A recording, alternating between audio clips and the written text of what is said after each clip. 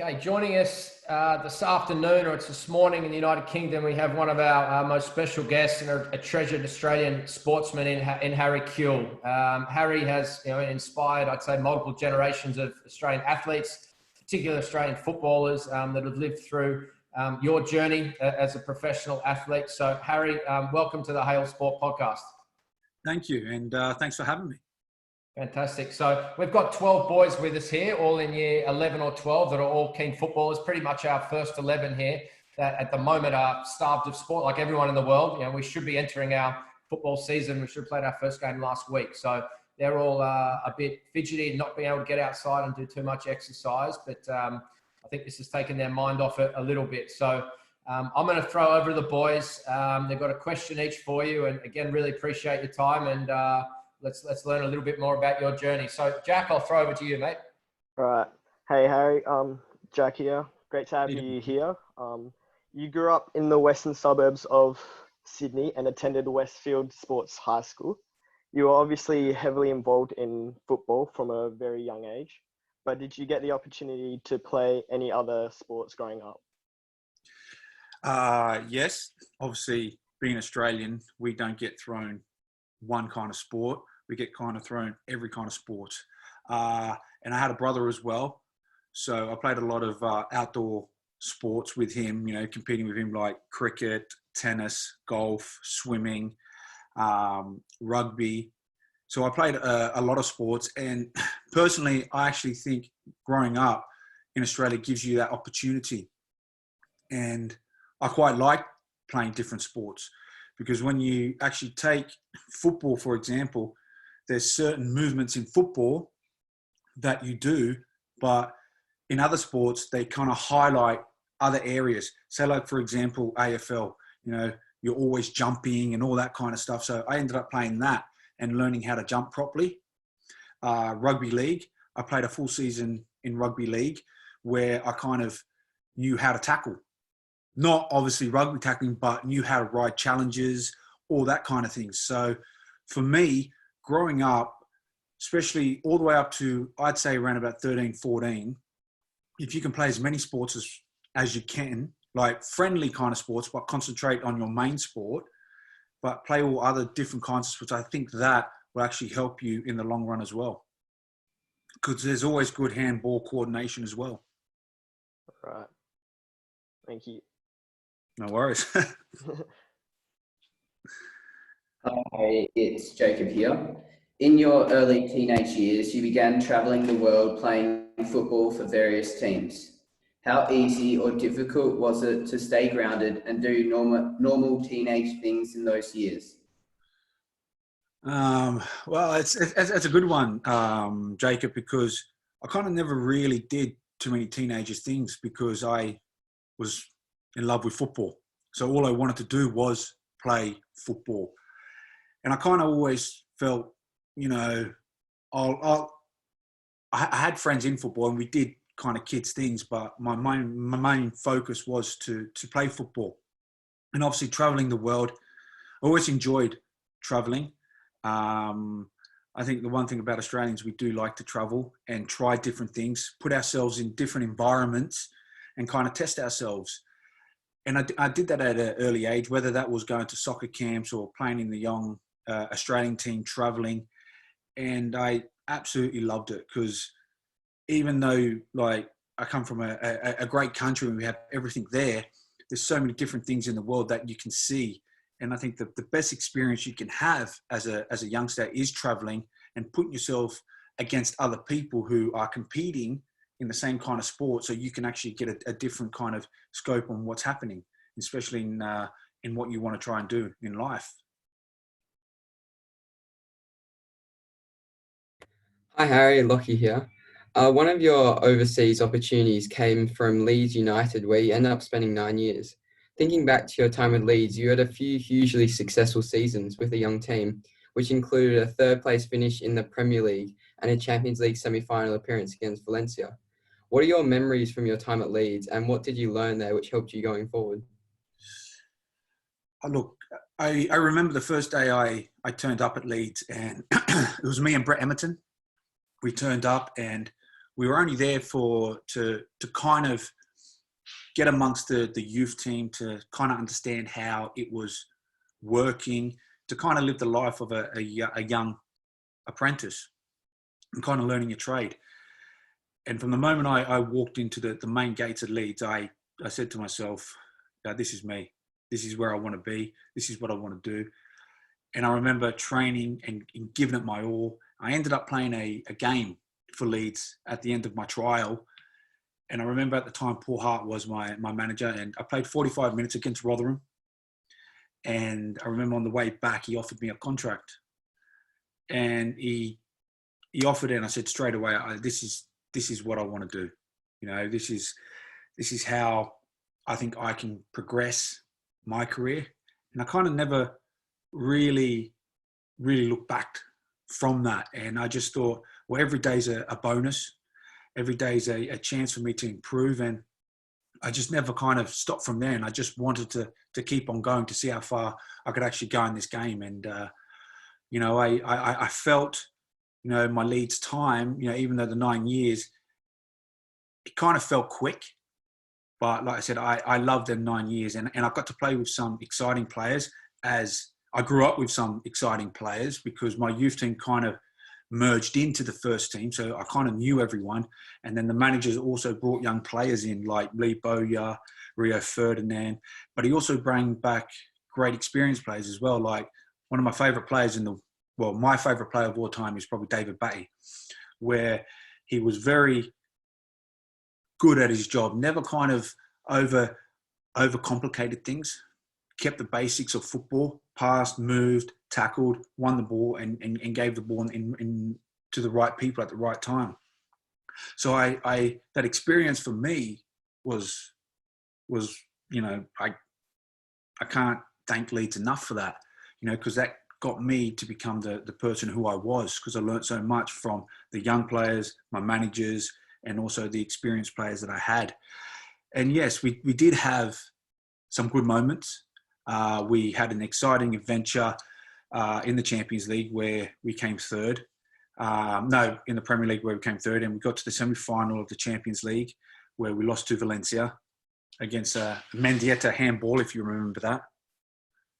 Cheated, but hey. But it was funny enough because Benitez was the manager at that time, and it was interesting to come against him and all that. But himself and the experience that I had there, like I said, I'll never forget it. I had a wonderful time there and absolutely loved it. I think it kind of made me the person who I was, because Northern people, they're known for their good work ethic, no nonsense, you know, get out there, whether it's rain, hail, snow, shine, whatever, just go out there and do your work. And I think that's what kind of made me, you know, get my head down and really work hard at the opportunity that I got given. Hey, Harris, Matt. And good, thanks. And obviously following on from Benitez, the next stage of your career was at one of the most storied sporting clubs in the world, at Liverpool. Again, you reached great heights there as a player, including winning the Champions League in the final. And that game, you started but suffered a nasty groin injury and had to look on as Liverpool came from 3-0 down at halftime against AC Milan. Yeah. Obviously to win on penalties. And what reflections do you have from that night in Istanbul? And in particular, what was said at halftime to the team? Well, it's a question that I get asked a lot, you know, that famous night, because, you know, it was a spectacular night. And there's two kind of sides to this, you know, my personal experience and a team experience. And I talk about the two because we play a team sport. And as much as you want to be an individual, I mean, you're only as good as your team, because you could be the best player in the world, but if the other 9 or 10 players are not working for you, you're going to lose every game. You know, if you only want to concentrate on yourself, then play an individual sport.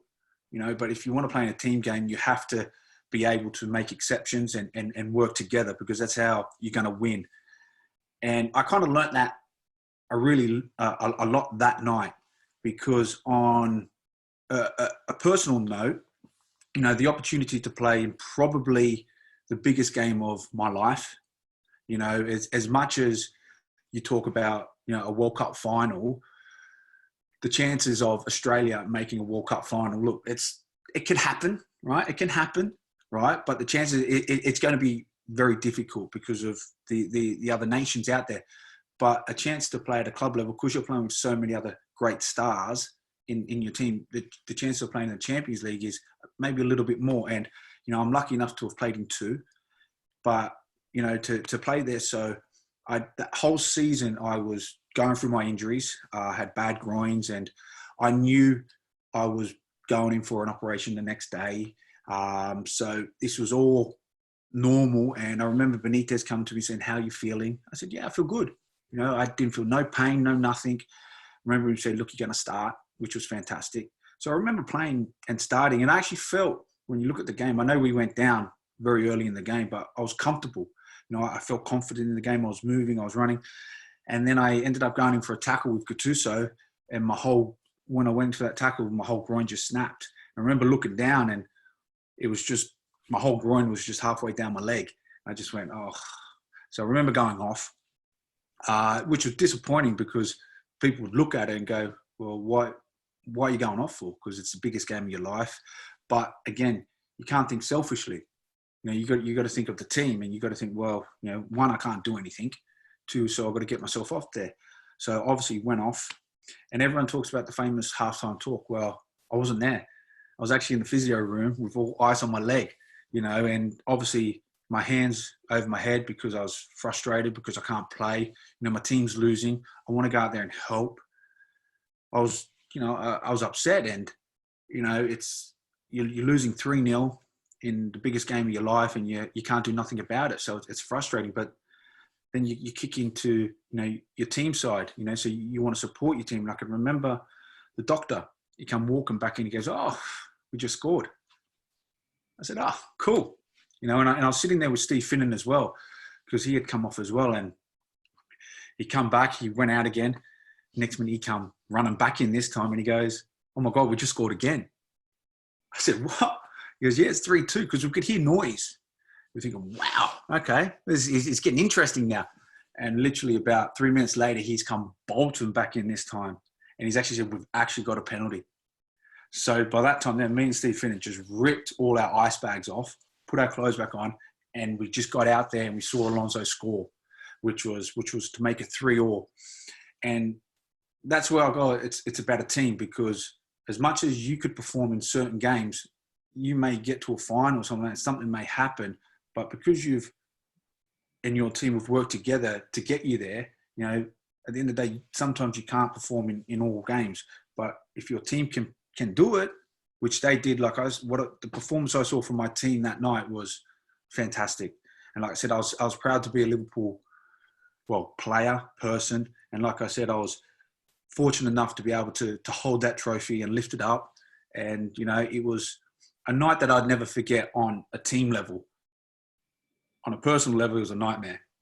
But like I said, I've got to put that part, because it's not about me, it's about my team. Hi Harry, it's Daniel here.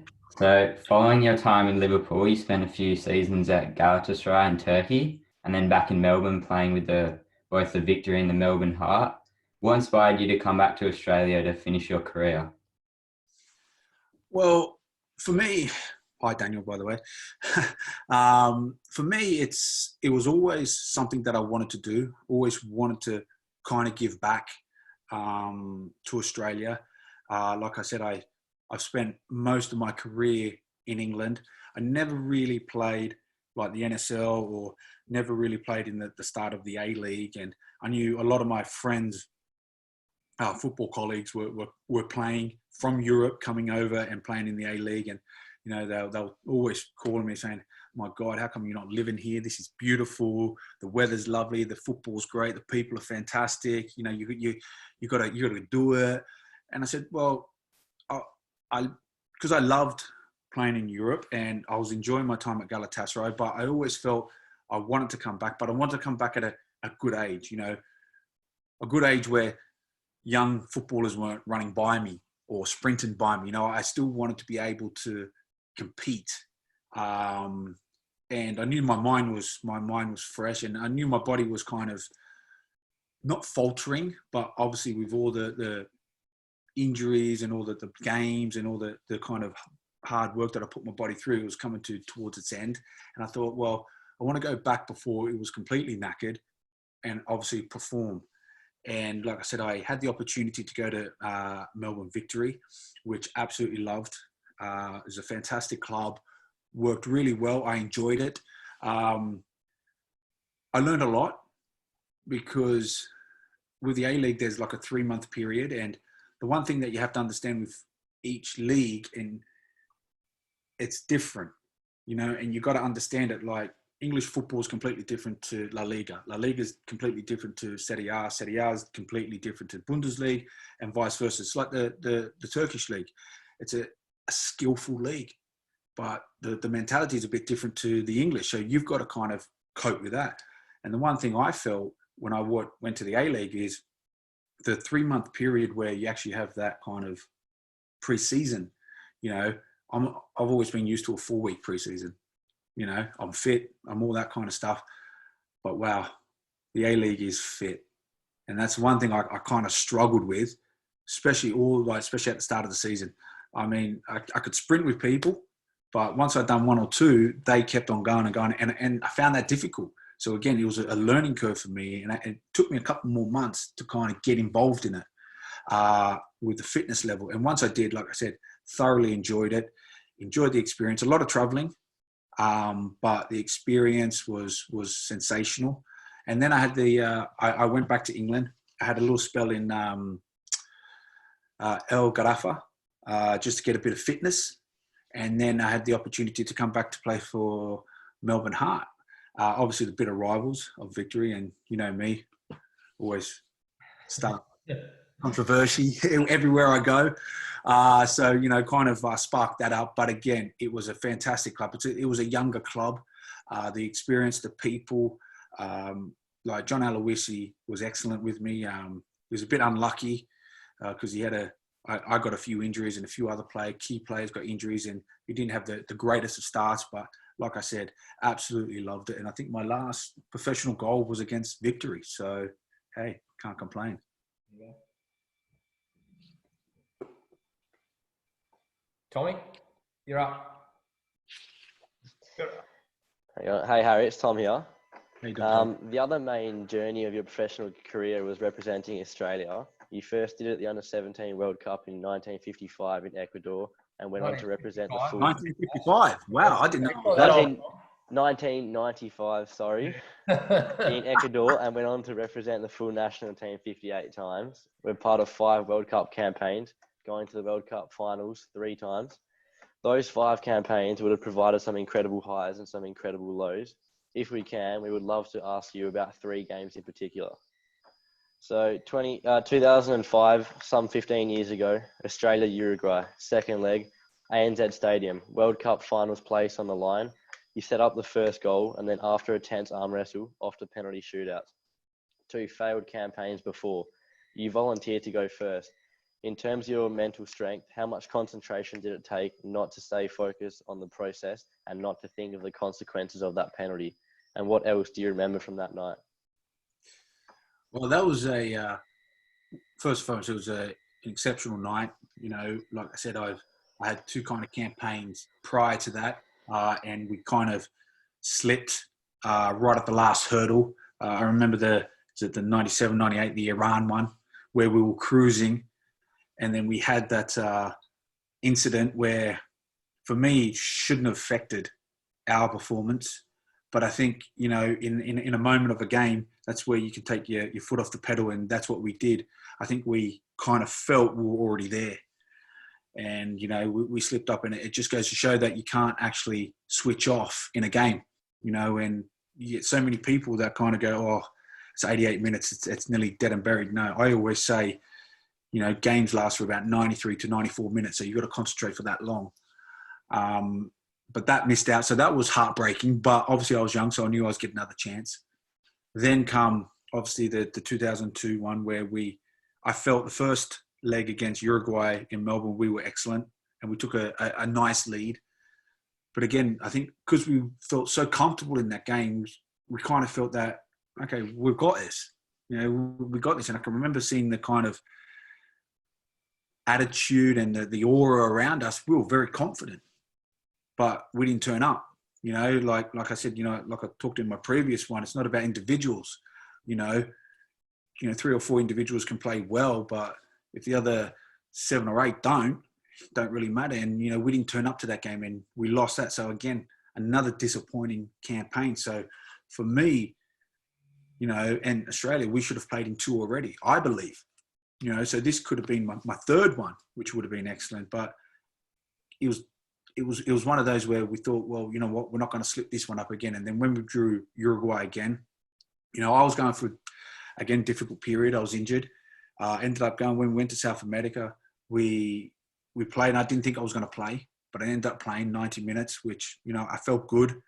Obviously, we let in a goal, so we were 1-0 down, but that's not too bad when you're away, because you knew I prefer to be going 1-0 down, because that means, you know, from the whistle, you are actually going to go and attack, you know, and it's kind of, it's probably the magical question. If you could kind of get your team that if you're winning, can you go out like you're losing? But for some reason, footballers, we just think we're winning. So let's take our time and do this. So for us, it was we have to go gun ho. But obviously I didn't start the game, which I was surprised. But again, you know, you put your individual kind of player out of the mind, and you got to think, well, I'm there for the team, you know, so what can I do to help the team? And I remember getting a call, something like 20 minutes into the game, you know, warm up. And I was shocked. I was like, what? What's going on here? And then obviously I came on, and yeah, I done a little flick. And then I remember running in, and everyone says I set up the goal. I'll tell you the truth, I just mishit it. Because if I could have hit it, I would have hit it. You know, but unfortunately, like I said, any good midfielder runs into the box. You know, and we had great midfielders. We had like Bresciano, we had Tim, that always made runs into the box. And again, if you look at the pass, it actually came up nicely for my left foot, and I have no idea how I missed it. But thank God I did, because I kind of shanked it and it kind of went to Bresh. And like I said, Bresh was there, and it was just a perfect kind of pass to put it in there. So it was a kind of a turning point for us. And again, I felt we dominated that game. And, you know, I think we should have won the game before it actually went to penalties. But it didn't. And I remember going into penalties, and we had practiced them and all that. But the one thing you cannot do, right, for me, is practice penalties, because you can't replicate that one instance or in a game. Like, you can go out there and take 100 penalties, right? And you may score them, which will help you, right? But you can't have the 40,000, the 50,000, whether they're with you or against you. That's the one thing, you know, the pressure, you know, the pressure of it, it's difficult. So it's one of those things that you can't really practice for. But obviously you do practice penalties. But I remember going up there, and, you know, the one thing with me with penalties, I always know where I'm going to put it. And if I ever miss, it's because I've changed my mind. Right at the last minute, I change my mind. And I think, why did I change my mind? If I go up there, I pick a square in the box, in the penalty box, and I'll put it right there. And if I stay with that, I usually score. Probably 9 out of 10, I'll score. So I remember walking up. I was focusing. I remember the keeper was playing games, and all I remember, I was just juggling. Keeping my mind off it. And then the ref said, you know, go up there. I remember putting it down there. I'd picked my square. I went back, and I said, look, if he goes the right way at the right height, well, then I can't do anything, because it's going to be a good penalty, because that's where I'm going to put it. I said, he's good there. But he went there. I think he went the wrong way. And I always think it's always good to get off to a good start on a penalty, you know, because that kind of, does it relax the team? I don't know. I think it kind of does. It kind of just gives, okay, right, we're in the game. Because if you miss, it puts more pressure on the second one to kind of get it. And then obviously Lucas came up and took his, and I think then we just had the confidence. And obviously with Mark, we knew Mark was an excellent penalty stopper. So we knew we always had a chance that Mark would save probably 1 or 2. And then obviously Johnny finishing it with that beautiful left footer right into the right-hand side netting, which no keeper, even if you had 2, probably wouldn't stop it. And then obviously the euphoria, and And obviously, there's one picture I like that they took of the team. You know, when always happens when someone, you know, when the team runs. Yeah. And I remember just standing there, holding my hands up because I couldn't run no more. I was absolutely knackered. And then we just went for it. And I remember just standing there and just taking it in for that moment. And it was just an unbelievable night. Yeah, they're special memories. Like, I imagine it still gives you a bit of goosebumps talking through it, doesn't it? It does. And you can never get sick and tired of talking through that. Yeah. Now, Oscar, yep. Hi, Harry. It's How you doing, Oscar mate? here. Pleasure to have you. So Thanks. it's 2006, the World Cup finals. From memory, I think Gus Hiddink put you through a pretty grueling camp leading up to the World Cup. The first group game against Japan, Australia are down 1-0 with 8 minutes remaining, or 7. Australia score 3 goals in those 8 minutes to seal our first ever World Cup victory. Those 8 minutes must have felt surreal at the time. It's the kind of stuff you dream about as a young kid playing out right before your eyes. Yeah, it would look, again, you always think of moments, and that game back in 2006 I think it was Kaiserslauten, where we played, and it was hot. I remember that. It was very freaking hot. But I remember we played Japan, and, you know, I think everyone kind of felt Japan were a very good team, and I think everyone was kind of, well, Japan are going to win this game. And again, we held our own, and I think even the goal that Japan scored was a foul on Schwarzer, you know, so everything was kind of going against us. But we kept on pushing, we kept on working. And I remember it was a long throw-in from Lucas. I remember he threw it in, it went into the box, and it actually dropped down to me again. It must have been one of my wonderful passes again.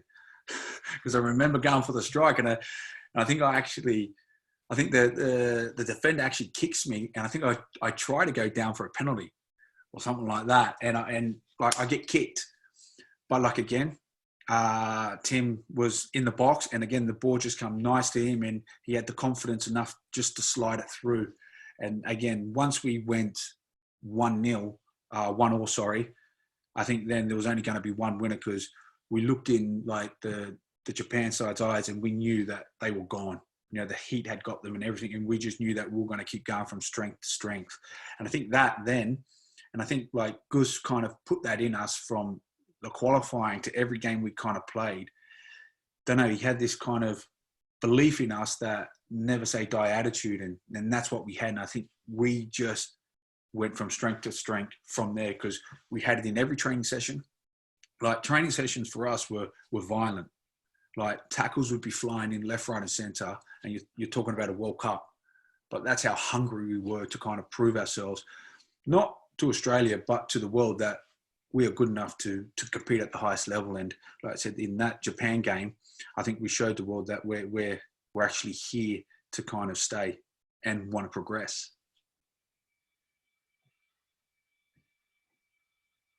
Louis, you there? Yeah, I'm Louis. Hey, Louis. I think it must have been just 10 days after the game against Japan when you scored probably your most important goal for Australia. To qualify for the last 16, we needed a point from the game. Australia were down 2-1 against Croatia, and in the 77th minute, you smashed one in at the back post to level the game and ultimately send Australia into the infamous clash in the last 16 against Italy.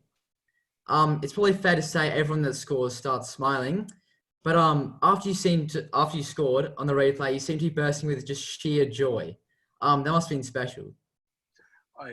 It was, like I said, to be able to score a goal in any game, it's a relief. You know, it's enjoyable, it's fun, and you're happy. It's what you get paid to do. But to be able to kind of score that kind of goal at that moment to kind of put your country through to the World Cup, you know, yeah, it will live with me. But again, you know, you talk about that whole game, that, you know, the first minute where we let the goal in, but like I said, we kind of came back. We felt comfortable. Like, again, we felt that we deserved it, and we were creating chances and all that.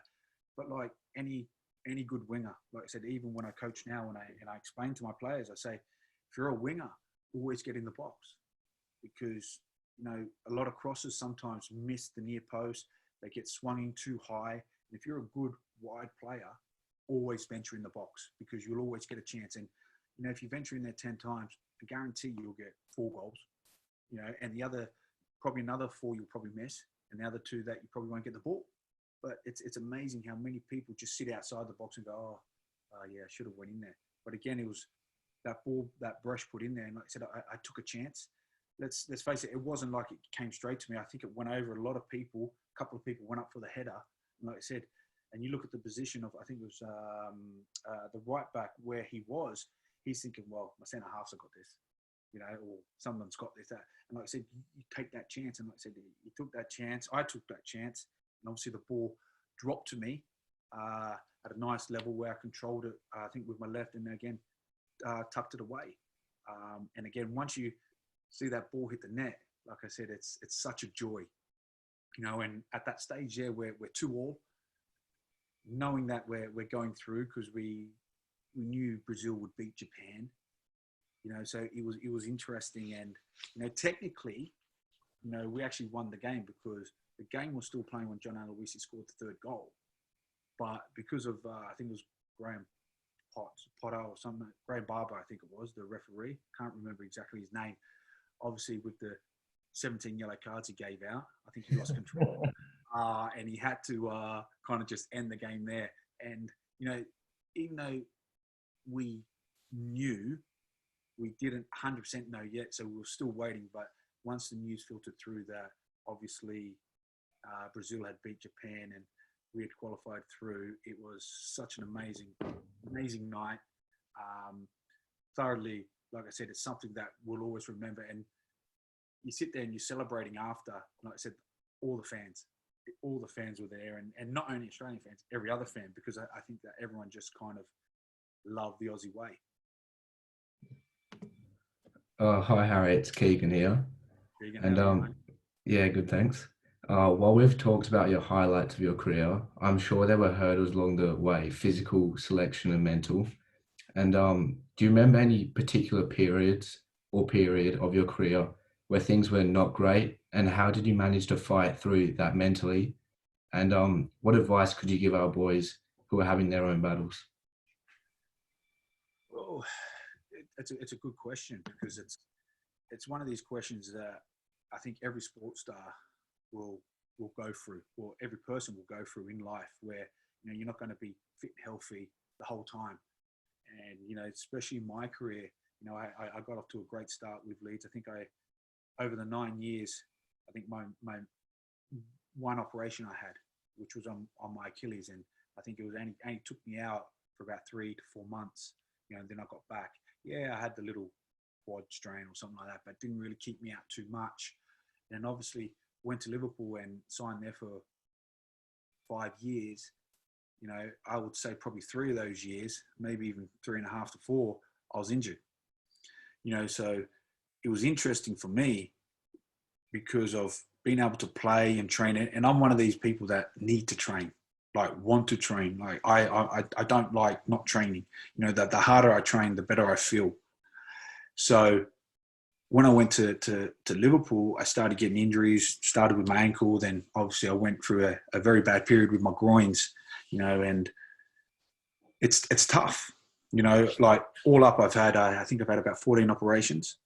So at that period there, especially at Liverpool, it was difficult because I'd gone there with such a big reputation. Everyone wanted me to play. I started off fantastic. I think I scored something like 9 goals in 6 months. And then the injuries started happening. And then the problem is, back when I was playing, when the injuries, like, you kind of get into this state where people still want you to play, you know, and you go, okay, well, it's not about me, it's about the team. So you end up putting yourself through that. Then you end up getting into a spiral because you think, well, I can't do what I can do because I'm injured, but I've got to play because they want me to play. And then obviously everyone else is having a go at me, so I've got to go back out there and kind of put a good performance on so I can relax, but I can't relax because I can't do what I can do. And then literally you start spiraling out of control and your performances are not good. You know, you're picking up more and more injuries. You can't train all the time, so your fitness levels are dropping. And it does take, you know, it's toll. And I remember sitting there most of the time at Liverpool just watching my team train. and it is difficult. And, you know, the one thing you have to do is be strong. You know, you have to have look, the good thing about me is I had a strong family behind me. My wife was very strong. You know, she's no nonsense. So if I start like a footballer, prima donna, you know, carrying on, she'll just say, hey, come on, get back to normal and all that. So that's what I kind of did. And it does push you. But like I said, you will have moments like that. And even your physios and your doctors will see moments like that. And sometimes you just got to take a little step away, you know, step away from it, think about something else, take your mind off it, you know, only for a couple of days. And then you'll come back refreshed and go, okay, I'm ready to tackle it again. Because when you go for injuries, you'll go like that, and then you'll drop off again. Then you'll go like that, and then you'll drop off again. And then you get to that final part, you go, yes, I'm ready. And then it'll break down again. And then you got to start again, you know? So it's one of them that will test you. And it's just like playing football, but it's just another side of it. And you have to do it right, because if you don't do it right, you'll just keep breaking down again.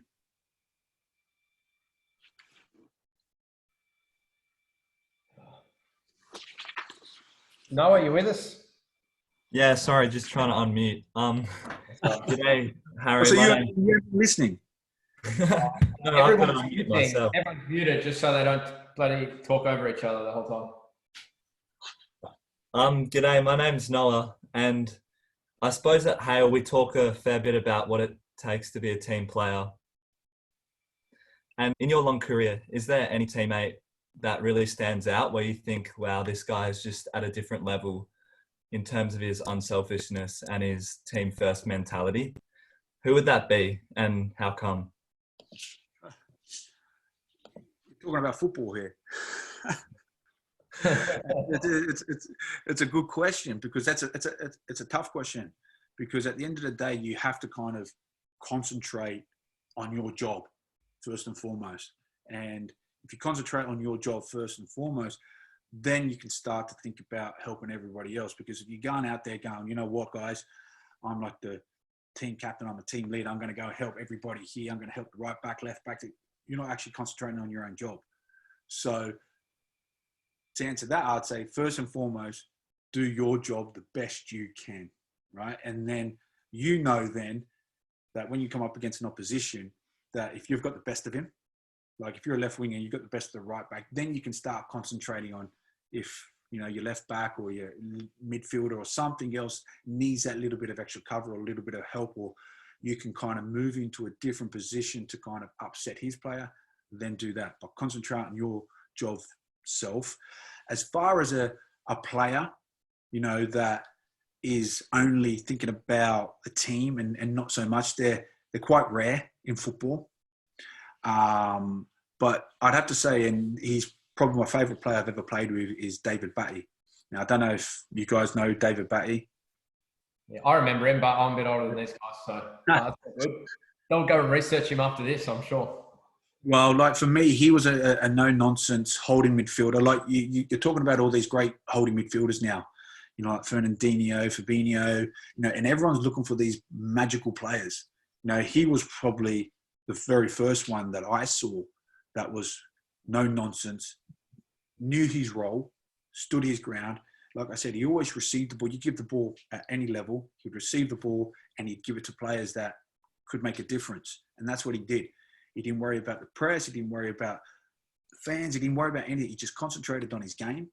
And then after he's finished training, after he'd go home and just, you know, concentrate on his family. And he was just, it was nice, you know, because he was no nonsense. You know, if you did something wrong, you know, he'd tell you. You know, if you did something right, he wouldn't say anything because he expected it from you. So again, it's about just, he concentrated that much just on himself to a point where it became like natural for him to just do things simple, you know. And like I said, football is actually not a difficult game. People just make it difficult, you know, by trying to do silly things and trying to do the Ronaldo or the Messi. Ronaldo and Messi are Ronaldo and Messi because of who they are, you know, how they've trained. Be yourself and do what you're good at, and that's what will make the difference. Yeah, that's great advice there. Harry, two to go. We appreciate it, mate. We've got another Harry over here in Perth. Go for it, Harry. Hi, Harry. It's Harry. So, you've been waiting to say that for a couple of days, haven't you?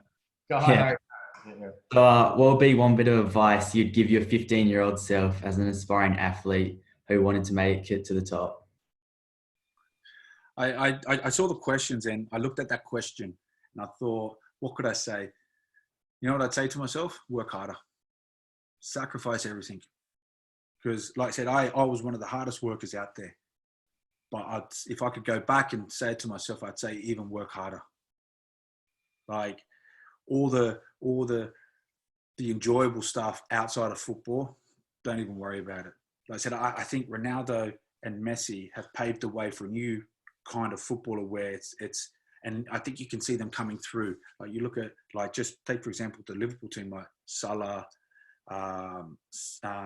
Mane, Firmino, all them, Van Dijk. I think now Milner, Henderson, I think now football's kind of changed where players now are given everything to their bodies, given everything to it, because it's not about that training. You know, as you're training your body that hard, after you've got to train your body just as much, like eating the right food, drinking the right amount of water or whatever you've got to be drinking, resting.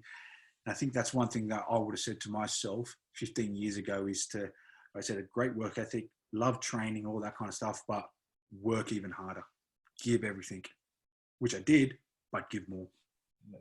Yeah, all good. James, last question, mate. Alrighty, we'll go to a bit of a lighter note now. We're going to go to a real Australian classic here, the meat pie. All right, so background here in Hale is every Tuesday is meat pie day. All the boarders, all the teachers get them. Each for their own has their own way of eating them. Some people take the roof off, use a spoon. Some people only eat the roof and throw the rest out. How does Australian football legend... By the way, who eats meat pie with a spoon? The boarders. All the boarders get into the pies with the spoon. It's really? Insane. Yeah. No, it's crazy. Well, how do you eat your meat pie, Harry Kewell, footballing legend? This is going to sound like I'm a pig, right? But I don't know why, but I've always tried to do my meat pies in 3 bites. And I love meat pies. I don't know why. I actually don't know why. Obviously, I've got to have ketchup on it, but I always try to do it. And I don't know why, because I don't want to rush it. But I don't know why. I don't know whether it was something that me and my brother always tried to do, because you always, can you eat this? Who can eat it the quickest or anything like that? But for some reason, it stuck with me that I always tried to eat them in 3. And I have done. Wow. That's a hell of an effort. Yes. Now, Harry, thanks so much for the time. I know we had 12 boys here that is probably an experience of their footballing careers, and this will be sent out to thousands in the next week or so. And we really appreciate both being able to relive some of your highlights of your career and some of the guidance that you can give our guys as they go through their careers. But it's transferable to football as it is to outside their life, and it is really generous of your time. I wish you and your family the best of health in the coming weeks. Please stay safe over there, and we wish you all the best. And if you're ever in Perth, Hale School, you're more than welcome to come down and do whatever you want in our school, train or coach or whatever you want. Love to, Luke. And like I said, thanks for having me, because like I said, this is different. Like I said, what we're going through at the moment is not great. And like I said, first and foremost, boys, make sure you all do stay safe as well, yeah? But also with Hale, I live in Hale, don't you, in England? So, hey, there's a little... I didn't know that. There we go. There you go. Hopefully we'll send you a premiership photo at the end of the season. The boys have won the last 2 years, really tight, but hopefully we'll send you another one at the end of the season. Perfect. And like I said, boys, all stay safe, yeah? Look after yourselves. Cheers. Thanks, Luke. Thank you. Thanks, Harry. Thank you. Cheers. Cheers, Harry. Cheers. See ya. Harry.